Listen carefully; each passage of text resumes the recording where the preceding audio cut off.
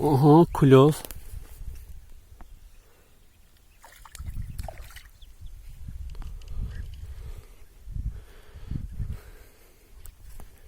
Balaca karas.